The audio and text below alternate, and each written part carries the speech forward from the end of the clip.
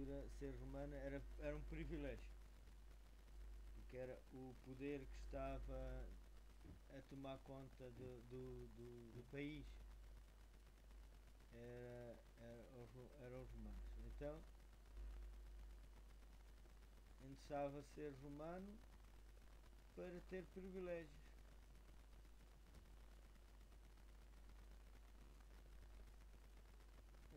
Tanto que Paulo não foi crucificado simplesmente pela razão de ser romano, mas não deixou de ser morto à mesma. Só que foi decapitado. Não podia ser crucificado porque era cidadão romano. E a crucificação era uma coisa que os cidadãos romanos não poderiam ser. Ora, Paulo, seu passado e seu chamado. O Senhor lhe disse: vai, porque este é para mim um instrumento escolhido, para levar o meu nome perante os gentios e os reis, bem como perante os filhos de Israel, pois eu lhes mostrarei quando lhe importa sofrer pelo meu nome. Vamos ver aqui em Atos Apóstolos, capítulo 9, versículo 15 e 16, diz assim, no 15: disse-lhe, porém, o Senhor: vai, porque este é para mim um vaso escolhido, para levar o meu nome perante os gentios e os reis e os filhos de Israel. No capítulo 16, pois eu lhe mostrarei quanto lhe cumpre padecer pelo meu nome.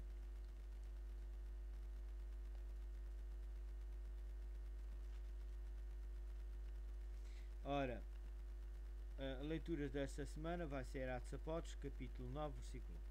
Saulo, porém, respirando ainda ameaças e mortes contra os discípulos do Senhor, dirigiu-se ao sumo sacerdote. Vamos ver aqui, Filipenses. Então,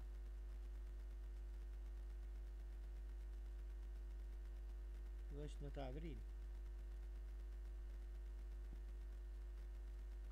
Ora, 1 Coríntios, capítulo 15, versículo 10. Mas pela graça de Deus sou o que sou, e a sua graça para mim não foi vã. Antes trabalhei muito mais do que todos eles. Todavia eu não, mas a graça de Deus que está comigo. Agora, Filipenses.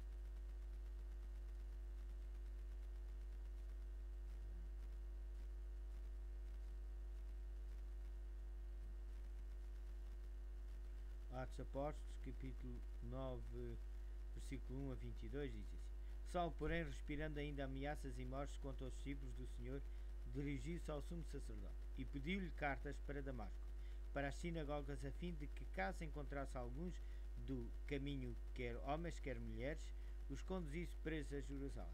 Mas seguindo ele viaja, e aproximando-se de Damasco, subitamente o cercou um resplendor de luz do céu. E caindo por terra ouviu uma voz que lhe dizia: Saulo, Saulo, por que me persegues? Ele perguntou: Quem és tu, Senhor? Respondeu o Senhor: Eu sou Jesus, a quem tu persegues. Mas levanta-te e entra na cidade, e lá te será dito o que te cumpre fazer. Os homens que viajavam com ele quedaram-se emudecidos, ouvindo na verdade a voz, mas não vendo ninguém. Saulo levantou-se da terra, e abrindo os olhos não viu coisa alguma, e guiando pela mão conduziram-no a Damasco. E esteve 3 dias sem ver, e não comeu nem bebeu. Ora, havia em Damasco certo discípulo chamado Ananias, e disse-lhe o Senhor, em visão: Ananias, respondeu ele: Eis-me aqui, Senhor. Ordenou-lhe o Senhor: Levanta-te, vai à rua direita, vai à rua chamada direita, e procura em casa de Judas um homem de Tarso, chamado Saulo, pois eis que ele está orando. E viu um homem chamado Ananias entrar e impor-lhe as mãos para que recuperasse a vista. Respondeu Ananias: Senhor, há muitos ouvi acerca desse homem, quantos males tem feito aos teus santos em Jerusalém. E aqui tem poder dos principais sacerdotes para prender a todos os que invocam o teu nome. Disse-lhe, porém, o Senhor: Vai, porque este é para mim um vaso escolhido, para levar o meu nome perante os gentios, e os reis e os filhos de Israel.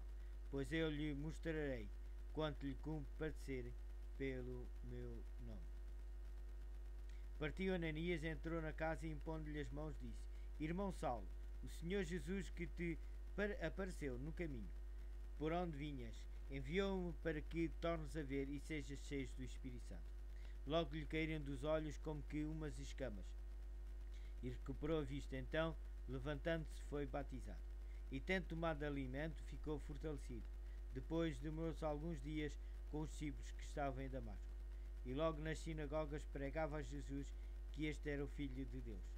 Todos os seus ouvintes pasmavam e diziam: Não é este o que em Jerusalém perseguia os que invocavam esse nome? E para isso veio aqui, para os levar presos aos principais sacerdotes. Saulo, porém, se fortalecia cada vez mais e confundia os judeus que habitavam em Damasco, provando que Jesus era o Cristo. Para lhe, Atos dos Apóstolos, capítulo 26, versículo 18, diz assim: Para lhes abrir os olhos a fim de que se convertam das trevas à luz e do poder de Satanás a Deus, para que recebam remissão de pecados e herança entre aqueles que são santificados pela fé em mim, ou seja, pela fé em Jesus. Agora vamos ver aqui em Gálatas, capítulo 1, Gálatas capítulo 2, versículo 1 a 17. Depois, passados 14 anos, subi outra vez a Jerusalém com Barnabé, levando também comigo a Tito. E subi devido a uma revelação e lhes expus o evangelho que prego entre os gentios, mas em particular aos que eram de destaque, para que de algum modo não estivesse correndo ou não tivesse corrido em vão. Mas nem mesmo Tito, que estava comigo, embora sendo grego, foi constrangido a circuncidar-se, e isto por causa dos falsos irmãos intrusos, os quais furtivamente entraram a espiar a nossa liberdade, que temos em Cristo Jesus, para nos escravizar, aos quais nem ainda por uma hora cedemos em sujeitação, para que a verdade do Evangelho permanecesse entre vós. Ora, daqueles que pareciam ser alguma coisa, quais outrora tenham sido nada, me importa. Deus não aceita a aparência do homem. Esse digo que pareciam ser alguma coisa, nada me acrescentaram. Antes, pelo contrário, quando viram que o Evangelho da incircuncisão me fora confiado, como a Pedro o da circuncisão, porque aquele que operou a favor de Pedro para o apostolado da circuncisão operou também a meu favor para os gentios. E quando conheceram a graça que me fora dada a Tiago, Cefas e João, me pareciam ser as colunas deram a mim e a Barnabé as destras de comunhão, para que nós fôssemos aos gentios e eles à circuncisão, recomendando somente que nos lembrássemos dos pobres, o que também procurei fazer com diligência. Quando, porém, Cefas veio a Antioquia, resisti-lhe na cara, porque era repreensível.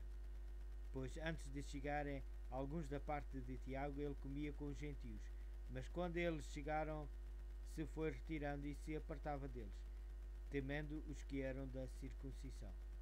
E os outros judeus também dissimularam com ele, de modo que até Barnabé se deixou levar pela sua dissimulação. Mas quando vi que não andavam retamente, conforme a verdade do Evangelho, disse a Cefas, perante todos: Se tu, sendo judeu, vives como os gentios e não como os judeus, como é que obrigas os gentios a viverem como judeus? Nós, judeus por natureza e não pecadores entre os gentios, sabendo, contudo, que os homens não é justificado por obras da lei, mas sim pela fé em Jesus Cristo, como também Cristo, querido em Cristo Jesus, para sermos justificados pela fé em Cristo, e não por obras da lei, pois por obras da lei nenhuma carne será justificada. Mas se procurando ser justificados em Cristo, fomos nós mesmos também achados pecadores, é porventura Cristo ministro do pecado? De modo nenhum.